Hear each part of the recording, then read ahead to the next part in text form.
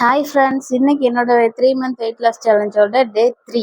So காலையில் empty ஸ்டொமக்கில் என்னோட ஃப்ரெஷ்ஷை போட்டு குடிச்சாச்சு. இன்னைக்கு பிள்ளைங்க 2 பேருமே எந்திரிக்கவே இல்லை, ஸ்ட்ரைட்டாக சாப்பிட்ற டைமுக்கு தான் எழுந்திரிச்சாங்க.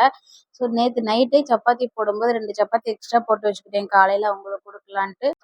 தோசைக்கல்ல 2 முட்டையை உடச்சி ஊற்றி அதுக்கு மேலே இந்த சப்பாத்தியை ஒட்டி வச்சு 2 சைடும் 2 திருப்பி திருப்பி போட்டு டொமேட்டோ கெச்சப்பை தடவி 2 பேருக்குமே ரோல் பண்ணி கட் பண்ணி கொடுத்தேன். இன்னைக்கு அவங்களே சாப்பிட்டுட்டாங்க, எனக்கு வேலை வைக்கல. ஸோ நானும் சைடில் என்னோட ஷேக்கை ரெடி பண்ணி குடிச்சு பாப்பாக்கு ஸ்நாக்ஸ் இன்னைக்கு என்ன பேக் பண்ணேன்னு பார்த்தீங்கன்னா, ஒரு ஃபுல் ஆப்பிள் பழமும் பயிர் எதுவும் அவிக்கலன்றதுனால வேர்க்கடலை பருப்பு கொடுக்கலான்னு நினச்சேன். அவள் எனக்கு சீடை தான் வேணும்னா சரி அதையும் பேக் பண்ணி கொடுத்துட்டு சைடில் ஒரு 5 ரூபா குட் டே நட்ஸ் பிஸ்கெட் பாக்கெட்டும் அதையும் மீறி பசிச்சா சாப்பிட்டுக்குவான்னு சொல்லிட்டு கொடுத்து விட்டாச்சு. நான் வந்து ஒரு 11 மணிக்கு போல் ஒரு ஃபுல் ஆப்பிள் சாப்பிட்டுட்டு லஞ்சுக்கு வீட்டுக்கு போகிறதுக்கு முன்னாடி ஒரு பிளாக் காஃபி குடித்தேன். அதையும் குடிச்சிட்டு இன்னைக்கு வீட்டுக்கு வந்ததும் முதல் வேலையாக ஹர்ஷு குட்டானை தூங்க வச்சுட்டு நான் வந்து சாப்பிட ஆரம்பிச்சிட்டேன். இன்னைக்கு லஞ்ச் என்ன சாப்பிட்டேன்னு பார்த்தீங்கன்னா, நிறைய முருங்கைக்காய் போட்டு புளிக்குழம்பு, அப்புறம் பீட்ரூட் பொரியல் வச்சுருந்தேன். அந்த பொரியல் நிறைய எடுத்துக்கிட்டேன். 2 பாயில்டு எக் ஒயிட் மட்டும். அப்புறம் இந்த ஹர்ஷு குட்டான் தூங்குற கேப்பில் நம்ம சின்ன சின்ன வேலைகள் எதுவும் இருந்தால் பார்த்து வச்சிடலான்ட்டு கொஞ்சம் க்ளீனிங் வேலை தான் பார்த்தேன்.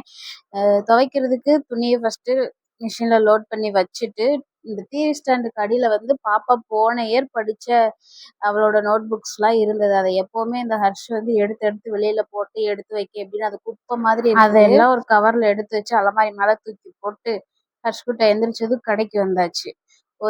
ஒரு மணிலேருந்து ஒரு 2:30 3 மணி வரைக்கும் கடை இப்படி தான் இருக்கும், அமைதி மைதானமாக இருக்கும்.